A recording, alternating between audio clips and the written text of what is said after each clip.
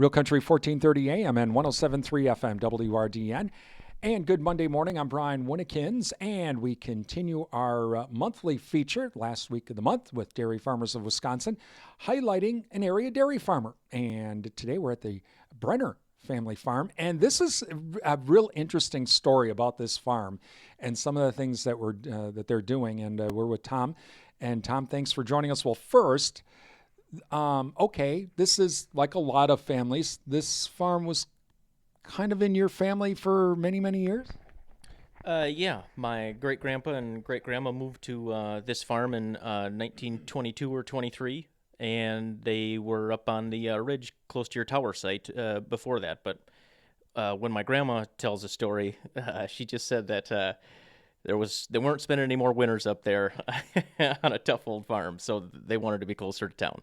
So they moved here just to the outside of Durandon. I know about those winters up on that ridge, having to go up to that tower site. So I don't blame your grandmother.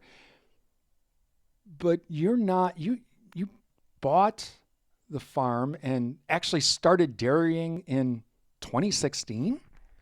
Well, I started dairying in 2011, and I rented from an aunt and uncle over in O'Galley.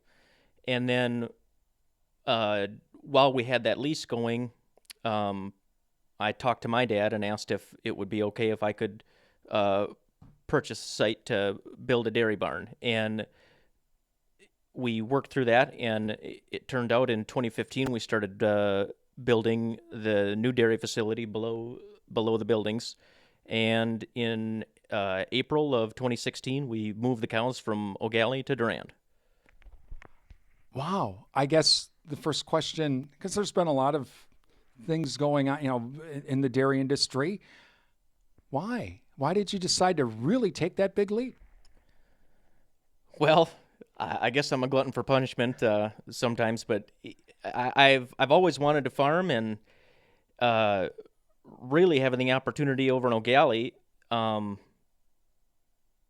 it seemed like the right choice at the time, and I was pretty gung-ho, and it was clear if I was going to continue dairying that you had to take the step after renting a facility. If you're going to be in it long term, you've got to own something, because if you rent forever, you kind of wind up with nothing.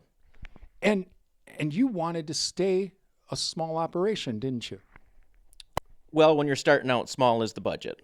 So those were the thoughts. But when I built the barn, I got a few blueprints from a local builder and a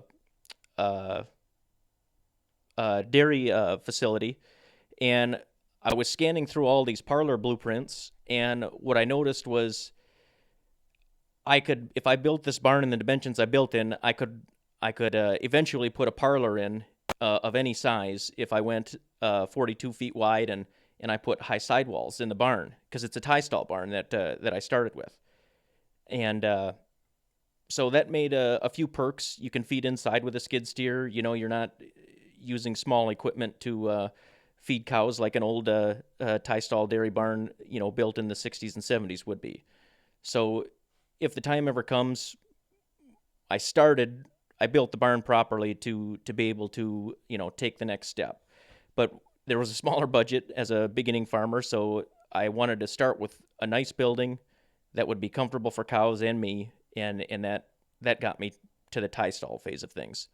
I could have tried to build a real cheap freestall barn and a real cheap parlor, but then your original blueprint it's not great for the future. So trying to start out on a small budget and look to the future and not have any roadblocks in your way from the first building. So how many cows do you have? We milk 100 cows here. And what are some of the challenges being a smaller operator that you deal with every day? Well, yeah, I'm not sure size is the hindrance in the problems that come with being a dairy. Most of my problems come from being new. You always need a thing, whether it's a piece of machinery or better cattle flow, or all of a sudden crop prices are going wild and your feed bill, so you need to think about how do you find a few more acres to farm to lessen the blow to the feed bill. So long story short, I think the wild roller coaster of commodity prices, whether you're selling or purchasing, has been the biggest hindrance, because when things swing too far one way, it can pull your focus off, what you originally started to do, and that's been quite interesting, because I had not seen, or maybe I was too young to know about these wild swings, but $7 corn to $3 corn from, I think my lowest milk check ever was just a touch under $10 to, the best one ever was with premiums was probably knocking closer to 30. It's pretty wild. So those swings, when you're new and you don't have a pile of equity, can really make things interesting. But you've had a lot of support from your family. I mean, your wife, your children, your immediate family.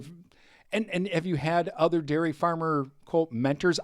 When I first put the radio station on, I had a mentor. I had someone who kind of knew all of the FCC rules and would kind of be like, okay, you need to go this way, Brian. I know you want to do that, but you really need to go this way. I mean, have you had that, or has it been just, you've had to kind of just figure things out on your own? No, there's great people all around. We live in I think we live in a great community. After college, I took a job working for a guy over in Marshfield, and he turned out to be just a great mentor. He talked through everything he did farming and how he did it and why he did it, and we worked pretty well together. I wound up getting an opportunity to come home and rent some ground, and that led me to my next dairy job, which was working for Stan Linder up in Pepin, and that was the best job I've ever had in my life. Stan and Margaret are the greatest people on earth. I love them so much, and Stan became a real big mentor for me. He was kind of the reason, like, you knew you could probably do it if you tried to keep at it like Stan did. Talking with Tom Brenner, and we're at the Brenner family farm just right outside of Durand. And we're going to continue our conversation with Tom here coming up tomorrow morning. Tomorrow we're going to talk a little bit more about the cows and how he cares for the cows. And I know when I pulled into the farm, I saw cows out in the pasture a little bit. And so we're going to talk a little bit about that in this beautiful area here just outside of Durand. We'll continue our conversation with Tom tomorrow as we feature the Brenner family farm all this week with Dairy Farmers of Wisconsin. I'm Brian Winnikins. You're listening to